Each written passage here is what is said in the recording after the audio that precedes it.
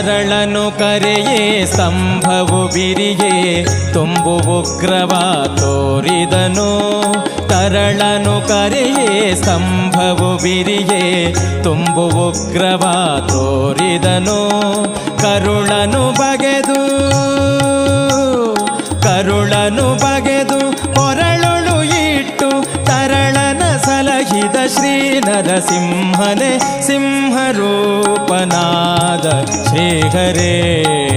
ಶ್ರೀನಾಮಗಿರೀಶನೇ ಸಿಂಹರೂಪನಾದ ಶ್ರೀಹರೇ ಶ್ರೀಹರೇ.